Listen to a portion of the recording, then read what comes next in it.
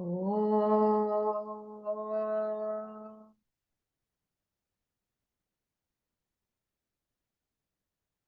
Om.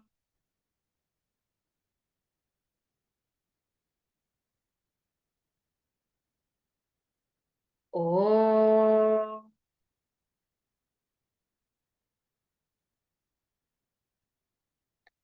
Om Sahana Bhavatu Sahanao Bhunaktu Sahaviryam Karavavahai Tejasvinavadhitamastu ma vidvishavahai. Om Shanti Shanti Shanti. Vakratunda Mahakaya Suryakoti Samaprabha Nirvignam Kuru Me Deva Sarvakaryeshu Sarvada.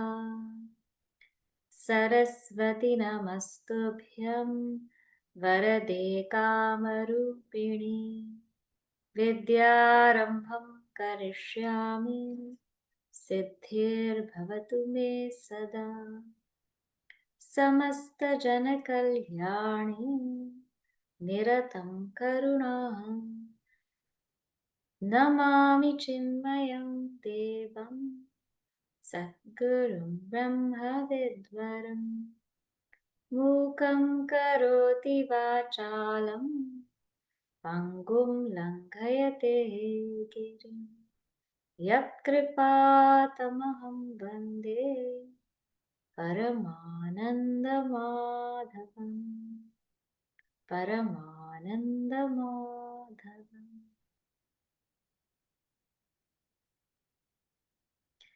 Okay, let's read verses 20 and 21. Ahamatma Gudakesha Sarvabhutashayasthitaha Ahamadishcha Madhyam cha Bhutanamanta evacha Adityanamaham Vishnuhu Jyotisham Raviram Shuman Marichir Marutamasmi Nakshatraramaham Shashi. So we are exploring now Bhagavan's Vibhutis. In verse number 17, Arjuna asked two questions. Katham vidyam aham yogin tvam sada parichintayan. Meaning, O Yogin, how shall I know you? Always thinking of you, how shall I know you? This is question number 1. Question number 2, keshu keshu cha bhaveshu chintyosi bhagavan maya. In what aspects, in what ways can I think of you? So the answer to the first question, how shall I know you? Meditating on you, how shall I know you? The answer to the first question is verse number 20. Know me as your own self. Bhagavan says, Aham Atma Gudakesha. I am your innermost self. I am your Atma. And last time we saw the meaning of Atma. Atma is that witness of the waking, dream, and deep sleep states. So Bhagavan says, I am that. And I am not only your Atma. He says, Sarva Bhuta Shayastitaha. I am that Atma which is seated in the heart of all beings. So indirectly, or actually directly, Bhagavan is saying, I am you. My essence and your essence are one and the same. Other Mahavakyas, is a teacher could be saying, Tattvam Asi. A student could be understanding, Aham Brahmasmi. But in this one, Sri Krishna says, Aham Atma. I am your own self. I'm your own self. And this is how you should know me. Know me as your own self. Aham Adishcha. And I am the beginning. means I am the purpose, origin of everything. Madhyam cha, I am the presence in the midst of everything. Bhutanam anta eva cha, and I am the final resting abode of peace. So Bhagavan says, I'm the beginning, the middle, the end of all beings. And this is how you shall know me. But sometimes it's difficult for us to know Bhagwan in this way. So then he gives his vibhutis. His vibhutis are his expression. Verse number 20 is his yoga, his essence. The vibhutis, which are coming ahead, those are his expressions. How do we think of Bhagwan's expressions? See, Bhagwan's essence is Sat Chit Ananda, right? And last time we also spoke about manifest Sat, manifest Chit, manifest Ananda. Manifest Sat is a thing that is existing. Manifest Chit is a thing that has life in it. And manifest Ananda is something which brings a lot of peace. So in the expressions of the world, those which manifest existence, manifest life, manifest peace, those are Bhagavan's vibhutis. Those are the ones that he enumerates in this chapter. And of course, he says, pradhanyataha. He'll only enumerate the primary ones, not all of them, because there's so many. There's no end to it. And last time we saw that of the 12 Adityas, he is Vishnu, or the Vamana Avatara. Among the lights, Jyotisham Ravihi Amshuman, he's the sun.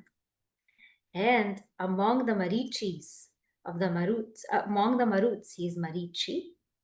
And among the asterisms, he's the moon. And this is where we left off. Now, something beautiful about the moon, see, everything has an Adideva, Adibhuta, and Adhyatma symbol. So, for example, the moon, Chandrama, is Adideva. Adideva, meaning that is the cosmic deity, the moon. But the moon also comes in Adibhuta. Adibhuta means in the forms of beings. So the moon is the one who shines light, who gives taste to all of our food. Actually, the reason why some people put food out for the moon to shine on it is so that it gets taste, it gets nourishment. So Adideva is the moon, Chandrama, and Adibhuta, amongst the beings, that Chandrama is also food. And the Adhyatma form of the moon is the mind. So Adideva is the moon, Adhyatma is the mind, and Adibhuta is food. It's all the same, but it comes in different forms. Now, very beautifully, one of the Mahatmas said, if they're all the same, they're just coming in different forms, their essence is the same, why is it when the moon waxes and wanes, it doesn't really affect us? And when the food, it waxes and wanes, meaning it increases or decreases, it doesn't really affect us. But when the mind increases or decreases, it affects us.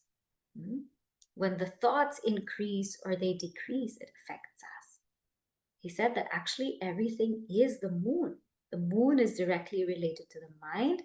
The moon is directly related to food. So if we understand that the essence of everything is the moon, then we wouldn't even bother when the mind waxes, when it wanes, when the mind increases, when the mind decreases. So in this way, the moon is also something to contemplate upon. And of course, we all know that in Bhagwan Shiva's forehead, there's a crescent moon. So whenever we see the moon, that's also a vibhuti of Bhagavan. Nobody will tell us to see the sun directly. The sun is a very glorious, glorious light. And we studied it last time. But the thing with the sun is you can't see it directly. But the moon you can. So in this way, daytime, when we look at the sun, we can remember Bhagwan. Nighttime, when we look at the moon, we can remember Bhagwan. Now we'll move ahead with the other vibhutis. Verse number 22. Vedanam samavedosmi. Vedanam samavedosmi. Devanamasmi vasavaha. Devanamasmi vasavaha. Indriyanam Indriyanam manaschasmi. Bhutanamasmi chetana. Bhutanamasmi chetana. Vedanam samavedosmi. Devanamasmi vasavaha. Indriyanam Bhutanamasmi chetana. So here he says, this is how you remember me. Vedanam Samaveda Asmi. Among the Vedas, I am Samaveda.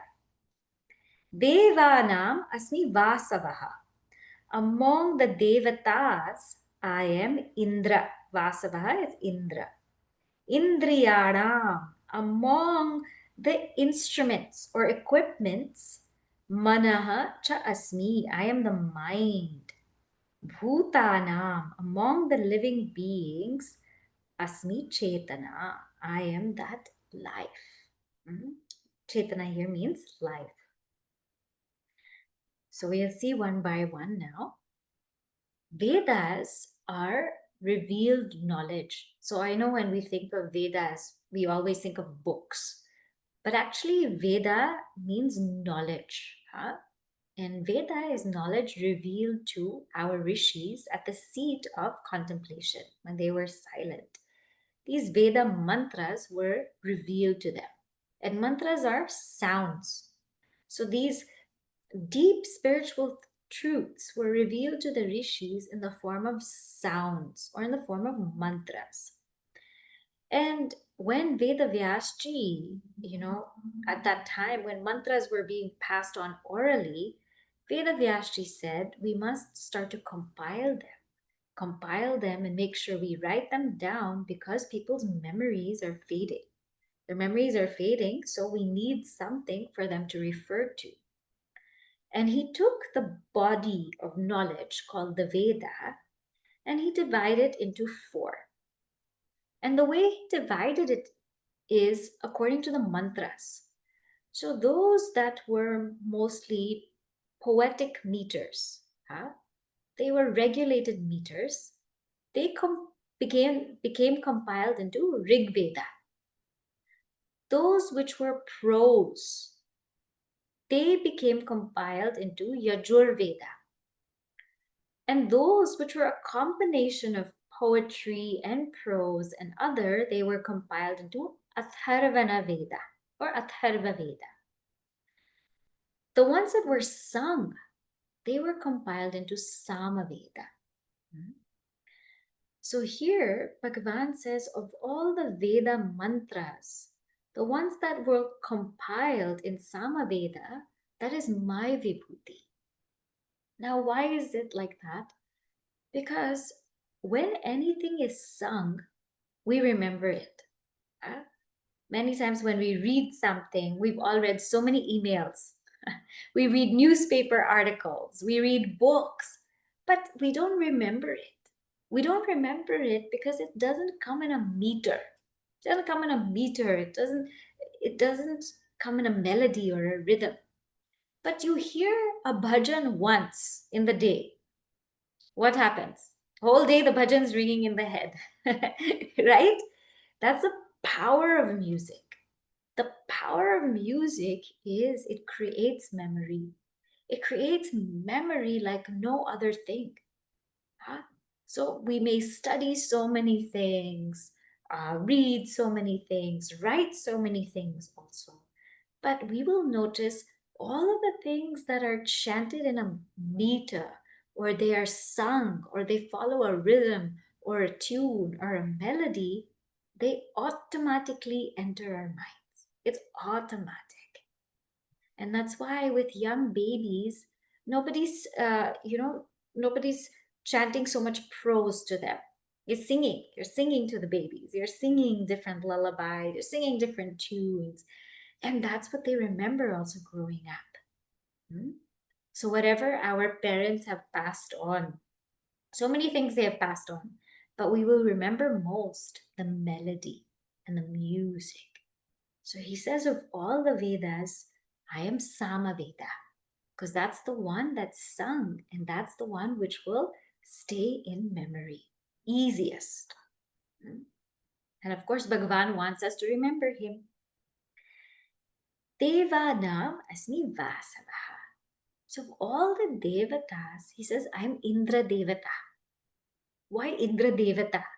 Now we know Indra Devata has all kinds of stories. He's always troubling all the other devatas, right? But he's also the leader. Indra is a place, it's a post. So the one who occupies the post of leadership is called Indra. And there's one beautiful story in Kenopanishad about the glory of Indra. See, once the Devatas and Asuras, they were fighting, and the Devatas won. And when they won, they became quite proud. They became very proud of themselves. And Bhagwan wanted to teach them a lesson. So he came in the form of a yaksha. You know, a yaksha, very mysterious looking figure. He came in that form. And when this yaksha, they had, of course, they had a party because they won, they were excited, they were ecstatic. When this yaksha came to the party, all attention went to the yaksha. Yeah, because a new person, who is that? Looks so different, looks so unique. Who is that person? And the yaksha quietly, doesn't say anything, goes into a separate place in the party, it just stays there. So Agni, Vayu, and Indra were all talking. And Agni, the fire devata, he says, I'm going to find out who is this yaksha. Who does he think of himself? He just comes and all the attention goes to him. Who is he? And so Agni goes and he introduces himself to Yaksha. He says, Yaksha, who are you? And the Yaksha says, you first tell me who are you. And Agni, Agni Devata says, I am Agni Devata. I have the power to put flames into anything, to make anything burn. I can make anything burn in a moment. So this Yaksha gives him a blade of grass and says, okay, make this blade of grass burn. And Agni Devata utilizes all his powers, all his strength, everything he knows, but he cannot make the grass burn. And he's all sweating, sweating, sweating, and nothing's happening to the grass. He gives up and he goes back to the party. And Vayu Devata says, what happened? Did you find out? And Agni is so ashamed. He just looks at Vayu and says, you go. He doesn't want to talk about his defeat. So Vayu Devata goes and he asks the Yaksha, who are you? And the Yaksha says, first you tell me, who are you? Vayu, the wind Devata, says, I can blow anything. I can make anything move. My winds are so strong. I can make entire trees fall down. And so the Yaksha says, blow this blade of grass. And Vayu Devata tried with all his might, but he couldn't make it blow. He couldn't blow that blade of grass. He couldn't make it move. And he left. And he was also embarrassed. Indra Devata asked what happened. He didn't say anything. Now when Indra Devata went, the moment he got there, the Yaksha disappeared. So Indra Devata couldn't even talk to him. But Indra waited and waited and waited because he said, This yaksha must come back and I must know who this is. I'm not going to leave until I know who this is. Who is this powerful yaksha? And Indra waited and waited and waited. And after some time, Uma Haimavati came in front of Indra and said, that yaksha is none other than that Lord of the entire universe. And it is he who came as the yaksha to dispel all of you of your pride. The fruit of life, the purpose of life is only to know that reality. And that's the only thing you should do. And with this, Indra was humbled. So why is Indra so special? It's because he waited. Many people in Indra's place would have just left. The yaksha left, so okay, I don't need to find out anything. The yaksha left. No need to see who he is, no need to discover, no need to know. But the beauty of Indra in that whole story is that he waited and waited and he waited because he had the thirst to know. He found out that there's something greater than him. And when that struck him, that there's something greater than me, he wanted to know it. He didn't get caught up in his whole pride and his whole persona that I am everything. He wanted to know, and therefore the knowledge was revealed to him. So of all the deities, he is Indra, the one whose pride was humbled. Indriyanam manaha cha asmi. Indriya means amongst our equipments or instruments. Now we have 11 indriyas. 11 indriyas. They are the 5 jnanendriyas, 5 karmendriyas, and one which is the antakarana. That's the inner indriya. So 5 jnanendriyas are the sense of sight, smell, touch, taste, and hearing. The 5 jnanendriyas. Then the 5 karmendriyas are the 5 organs of action, the organ of speech, the organ of grasping, of locomotion, of movement, of reproduction, of excretion. And the one that governs all of them is the mind. So the antakarana, usually we say, is the mind, the intellect, the ego, and the memory. But all 4 of them come under the mind. So whenever we chant a mantra 11 times, many people ask, why 11 times? Why 11 times? It's because we want to bring all of the 10 sense organs under the control of that one mind. That's why we chant it 11 times. So why is the mind superior to all of these equipment? Very simply because the eyes, the ears, the nose, the tongue, and the skin, they only have visibility or perception in their own fields. The eyes can only see form and color, but the eyes cannot hear. The ears can only hear sound, but the ears cannot smell. Tongue can only taste, but it cannot see. Right? So they all have their respective fields of functioning. Same with grasping. Grasping can only be done in this realm, right? Or speech only comes from here, right? Through my organ of speech, I cannot see, I can only speak. Through my organ of grasping, I cannot speak, I can only grasp. All of them have their own respective fields. But the mind is able to do everything. The mind can collate. So if any person sees a red flower that has soft petals, that is so fragrant, that just brings lots of peace to the mind. The eyes will only see the red petals. The nose will only smell the fragrance. And the skin will only touch the softness, but the mind can put together a beautiful red rose that is fragrant with soft petals. Not only that, the mind also has the ability to say or to think that I saw this kind of rose in this garden, or I remember purchasing this kind of rose from this store. So the mind also has the ability to connect it to previous samskaras, which the senses cannot do.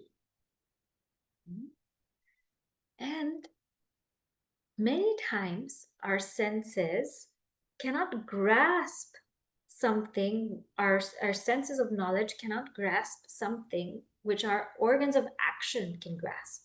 I'll give you an example. Let us say we're walking. We're walking on the road. Now your eyes can see the road, but let us say you're not looking down, so you're not seeing what's down. So you're only looking straight. You're looking straight ahead, so your eyes are seeing you're walking. But down, when you're walking, you feel like there's a pit. You feel like there's a hole somewhere, and immediately you retrieve your leg. Now your eyes didn't see that hole. Your foot felt it. So the one that unites what the eyes are seeing, the foot is feeling, puts it together, and then retrieves that foot, that's called the mind. It's called the mind. So the mind is really something that puts everything together. Puts everything together. And of course, we know that the senses cannot control the mind, but the mind can control the senses. Sense of sight or hearing, smell, taste, they cannot control the mind.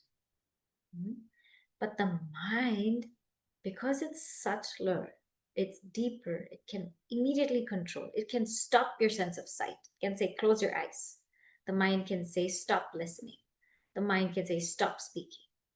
But these cannot control the mind. And the mind is also the gateway to consciousness. Through any thought, we're able to understand that there's consciousness. That's why in Kenopanishad it says, Pratibodha Viditam Matam.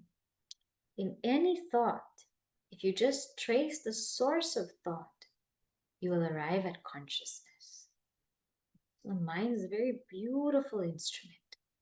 Of all the instruments that we've been given, there's nothing as beautiful as the mind. And of course, the mind, unlike the senses, which only function in the waking state, the mind has the capacity to also function in the dream state. It has a capacity to dream, to imagine.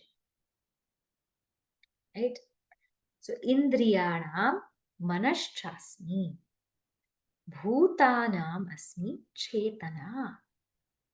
Amongst all beings, he says that I am the intellect in which there is a reflection of consciousness. Basically, I am that intellect which holds life. See, that reality, as we said, is Chit Ananda, existence, consciousness, bliss. It means that everything is existence, everything is consciousness, everything is bliss. But we don't feel life in everything. We only feel life when there is the inner equipment, when there's the antakarana. So we might not feel life in a bottle, right? We might not feel life in a book. But whenever there's a mind intellect equipment, we will feel that expression of life. So he says, when you look at all beings and you see the expression of life, that Chaitanya, that is what I am. That is what I am. And there's nothing more beautiful than when something comes to life. That's why they say one of the greatest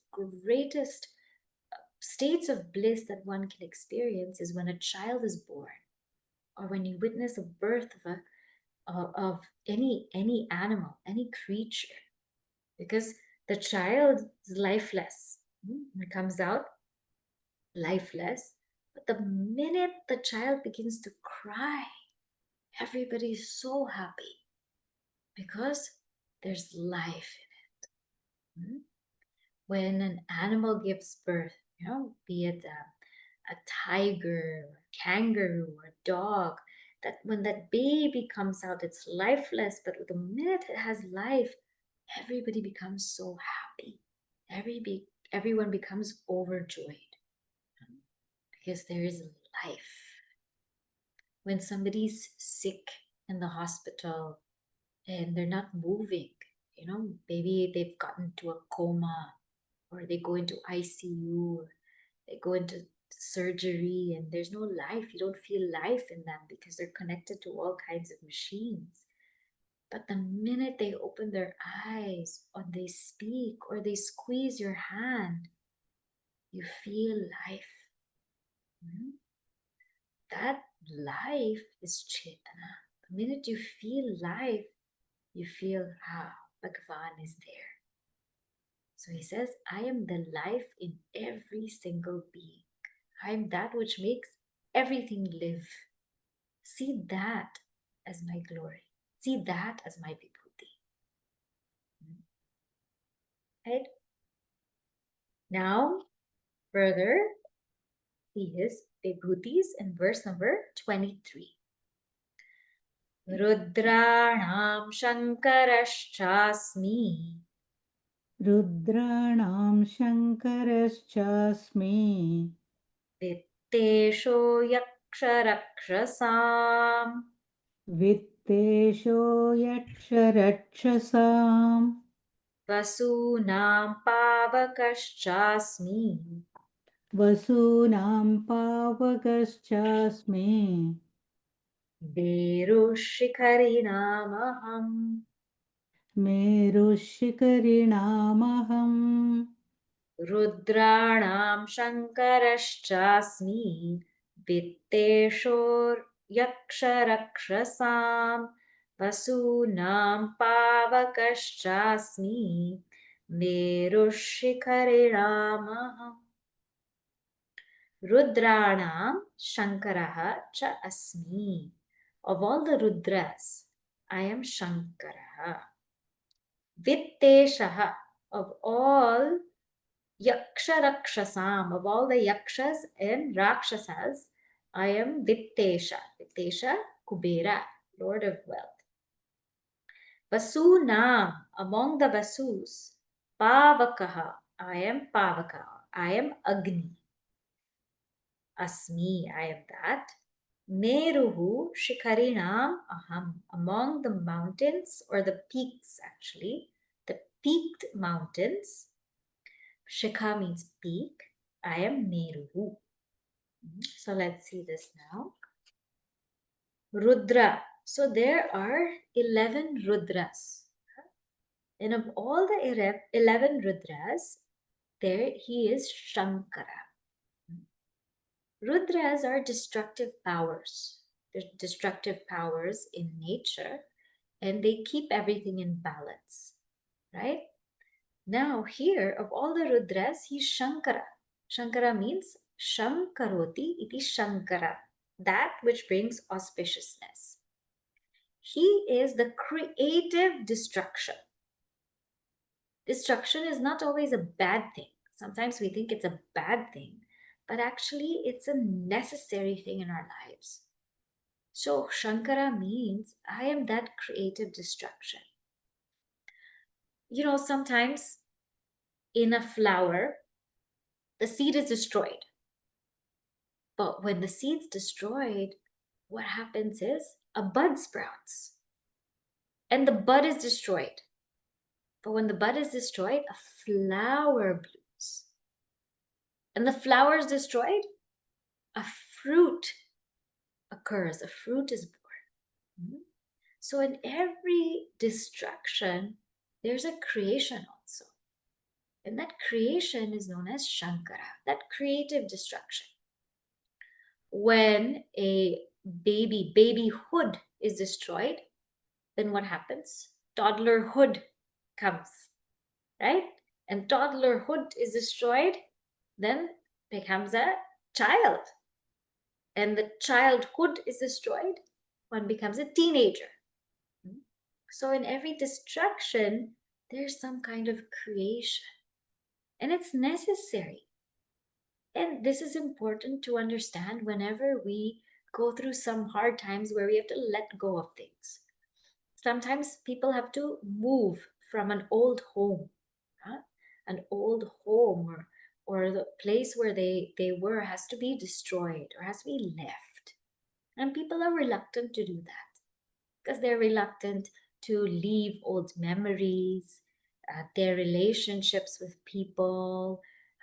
They're reluctant to leave the comfort of the home, how it feels to them, how they're used to everything, how everyone knows them for their home. Reluctant.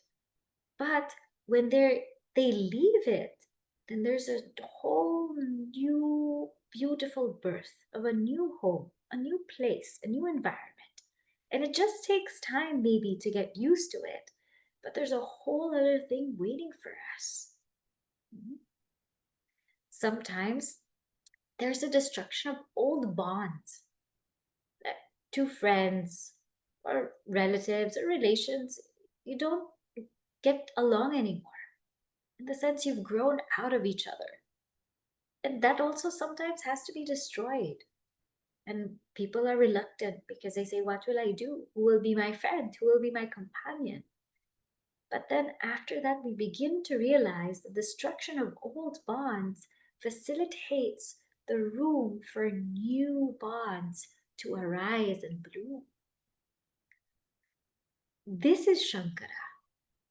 So Shankara is that force of destruction which makes space for new creation. And that is a vibhuti.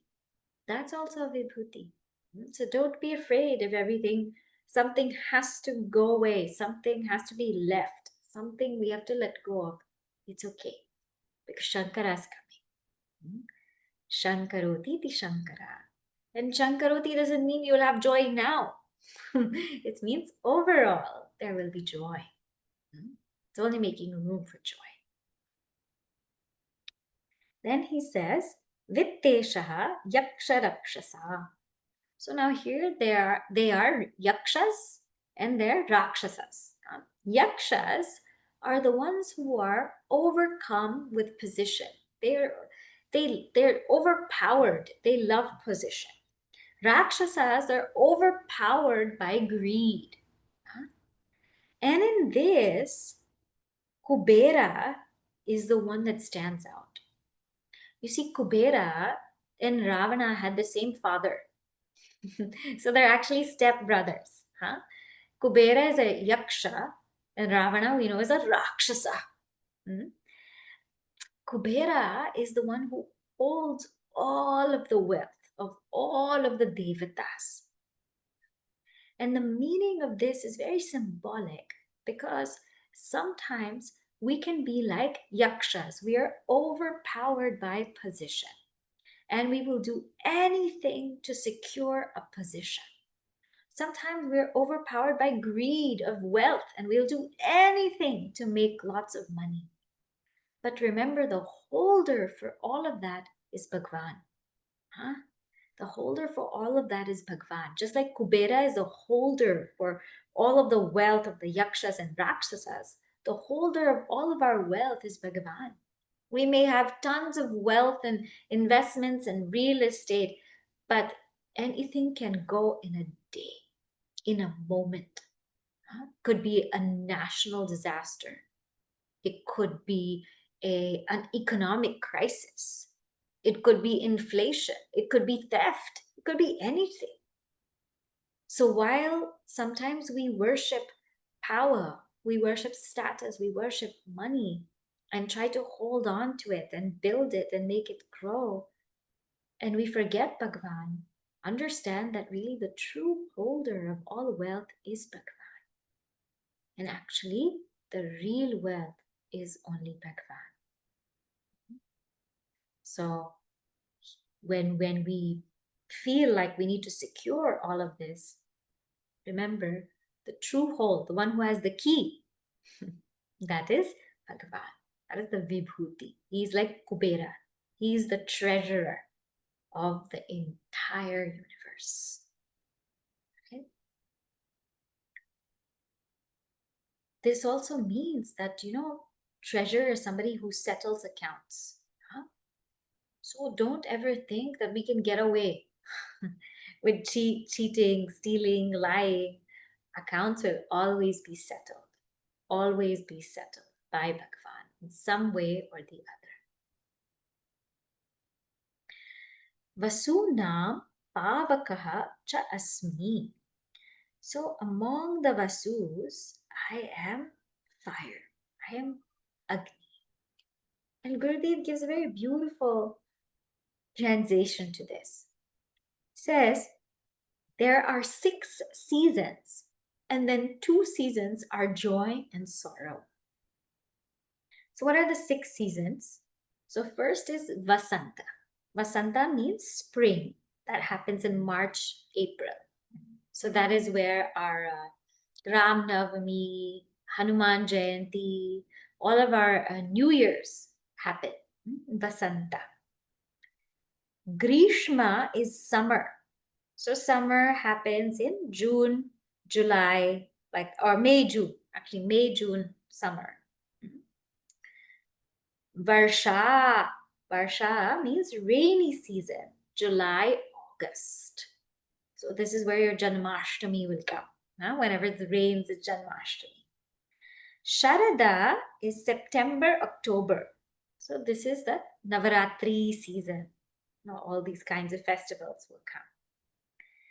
Hemanta is pre-winter, November, December. So usually Gita Jayanti will come.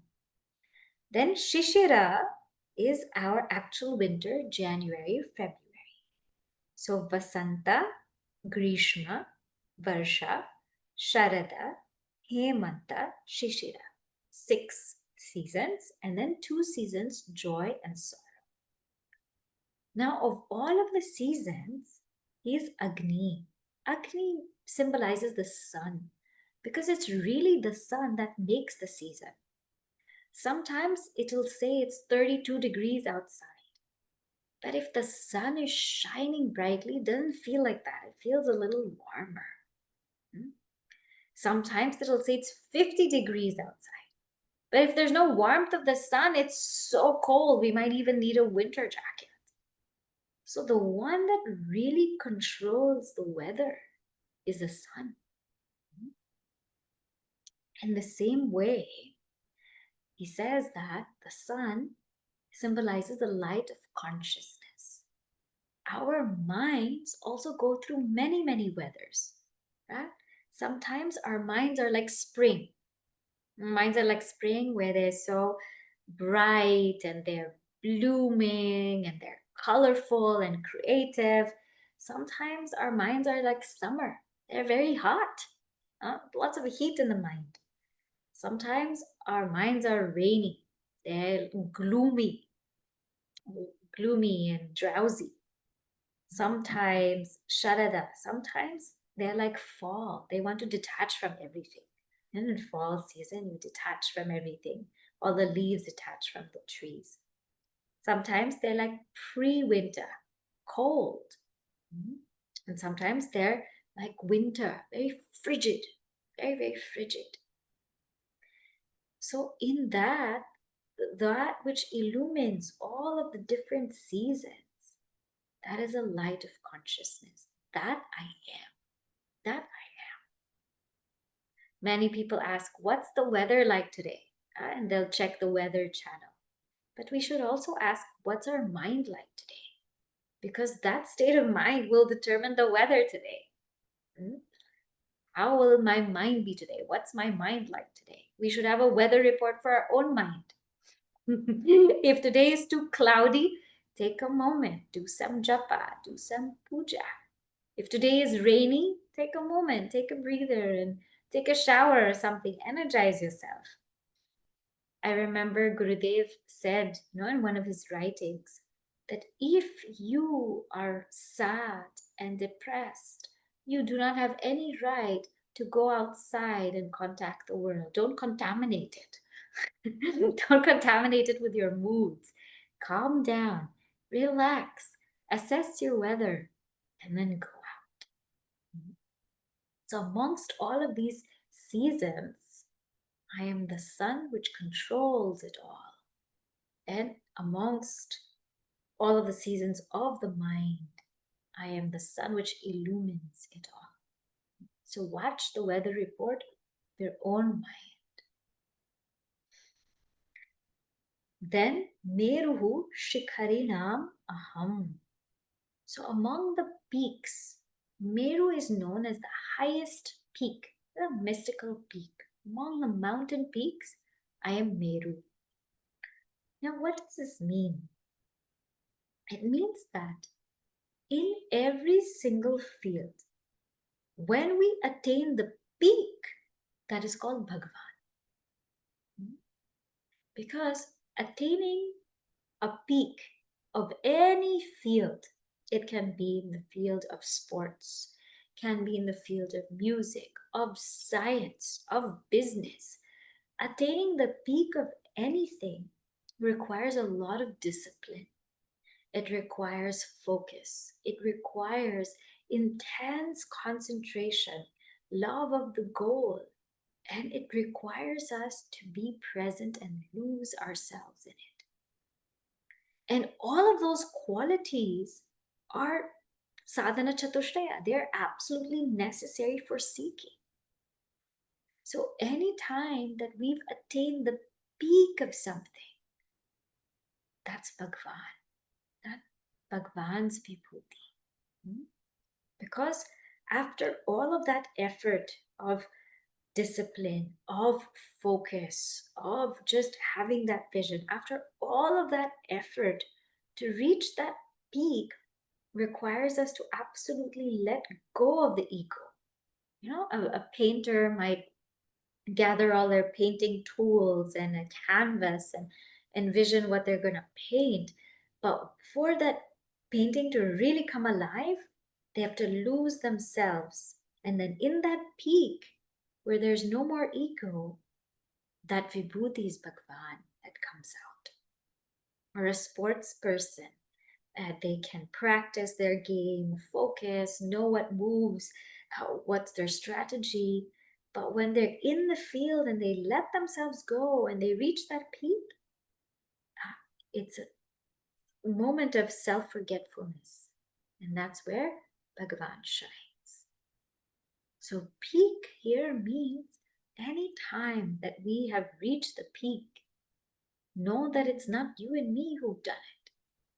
The peak is only reached when we've let go of our ego. And that vibhuti is Bhagavan. That vibhuti is Bhagavan. I remember here, Swami Swarupananda ji shares a short anecdote that happened with Puja Gurudev. Once Puja Gurudev was in Hong Kong and he talked about meditation. And you know, the Chinmaya Yuva Kendra chicks, they were so excited and inspired by it. That night in Hong Kong, they went to the peak. It's called the peak. You know, it's like a mountain. And they went and they didn't tell anybody. And, you know, the next day, Gurudev found out that all of them went to the peak. And he said, "What did you do?" And they said, "We went to the peak to meditate." And Gurudev said, "You never have to go to the peak to meditate. In meditation, reach the peak." So that is a Meru. In meditation, in that moment of self-forgetfulness, you reach the peak. Right? We'll see now in the next series of Vibhutis, verse number 24. Purodhasam cha mukhyam mam पुरोधसां च मुख्यं माम् vidhi partha brahaspatim विद्धि Partha बृहस्पतिम् senaninamaham skandaha सेनानीनामहं स्कन्दः सरसामस्मि सागरः सरसामस्मि सागरः पुरोधसां च मुख्यं मां विद्धि Partha बृहस्पतिं सेनानीनामहं स्कन्दः सरसामस्मि सागरः. Purodhasam, among the household priests, cha mukhyam mam vidhi, know me to be the mukhya, the chief or the primary.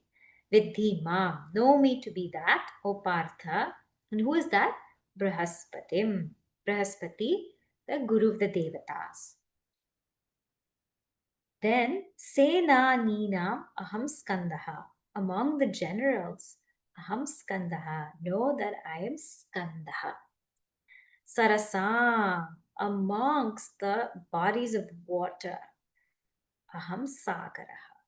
I am the ocean. Lots of beautiful vibhutis here. So, among the household priests, I am Brihaspati. Brihaspati was the guru of the Devatas.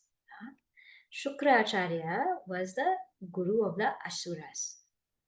Now, here, why Brihaspati is picked? Because Brihaspati is the one who brings them closest to the self.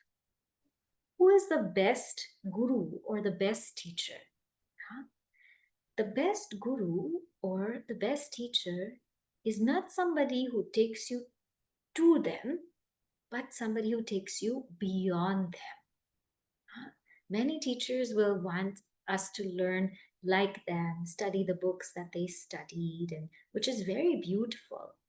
But in Advaita Vedanta, who is a Sadguru, who is a true guru, is the one that makes you go beyond them, makes you go to that very truth, which they can point it out. They can point it out to us, and they can share it to us.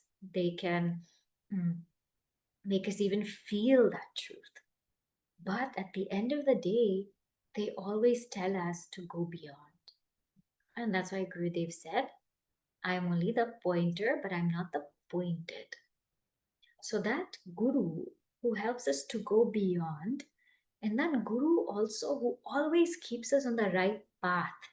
Devatas and Asuras were always fighting.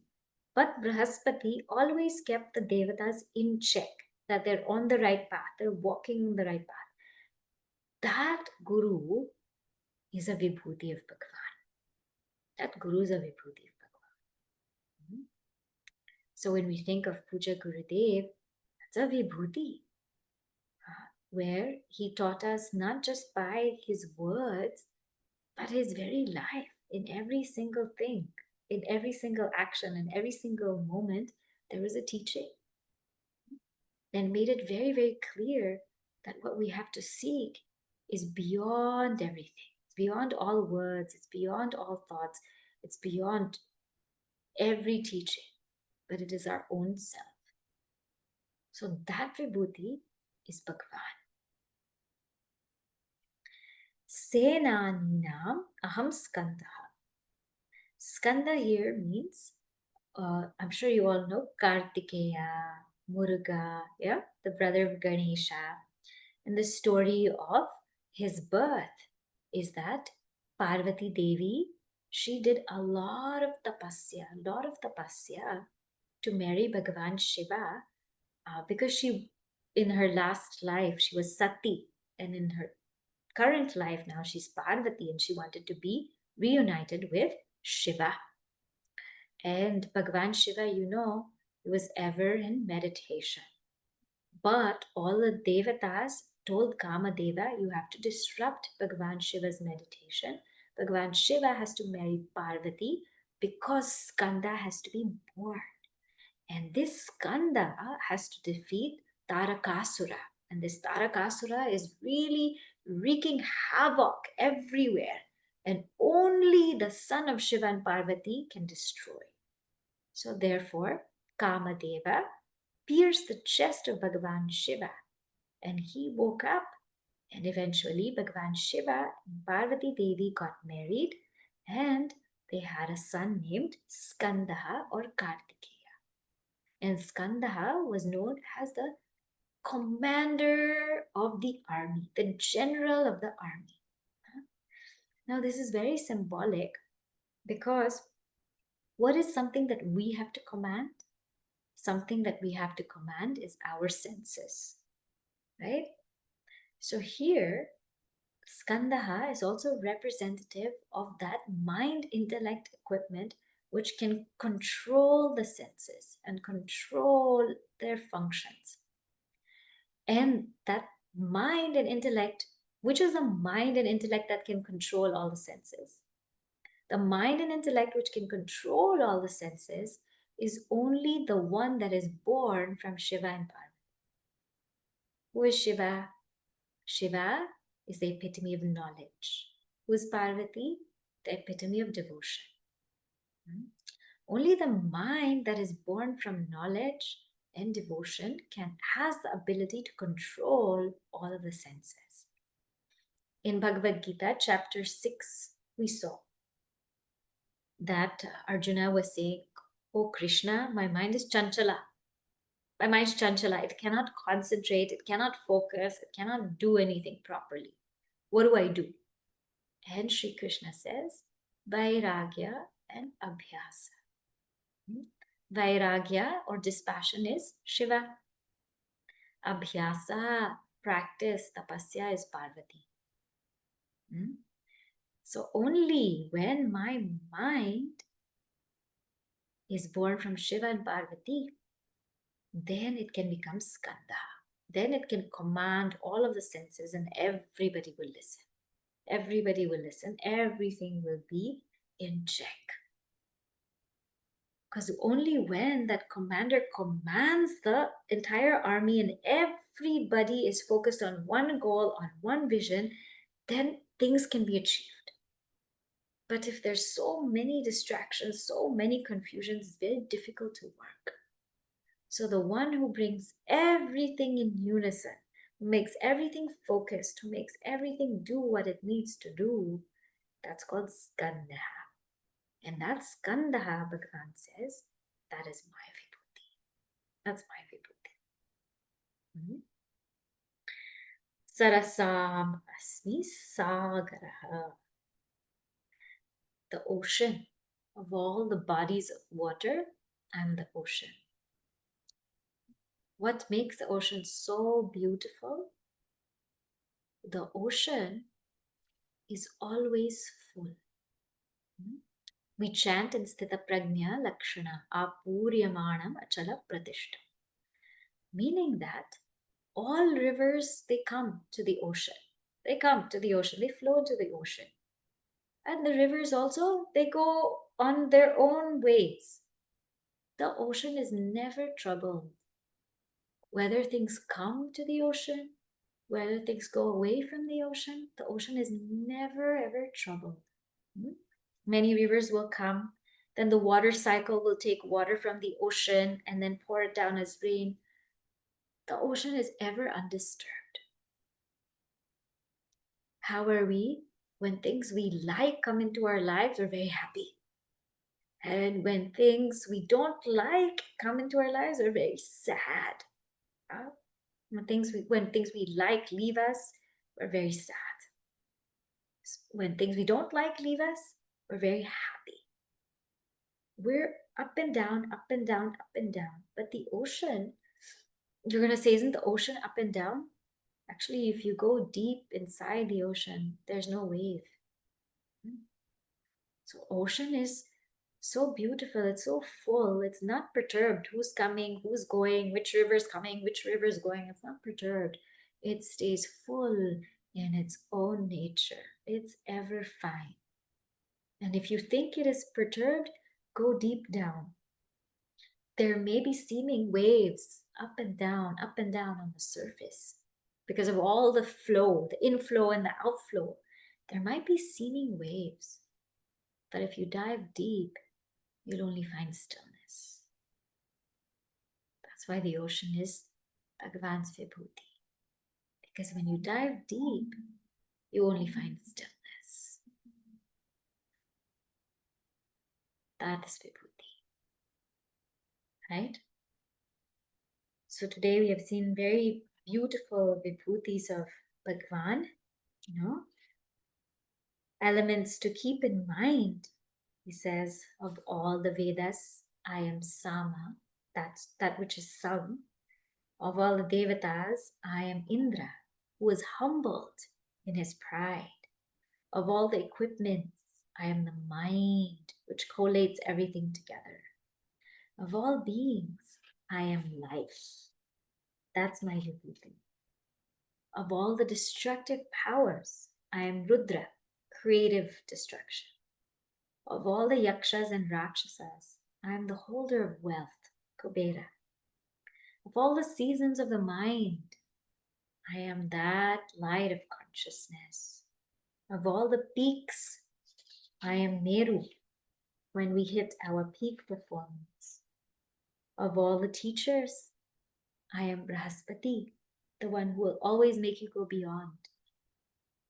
Of all the commander generals, I am Skanda, that which is born from Parvati and Shiva. And of all the bodies of water, I am ocean, which is full, may appear to be moving, but ever still. Right? More vibhutis we'll take up next week. Om Purnamadah Purnamidam Purnat Purnamudachyate Purnasya Purnamadaya Purnameva Vashishyate. Om Shanti Shanti Shanti. Hari Om Shri Gurubhyo Namaha.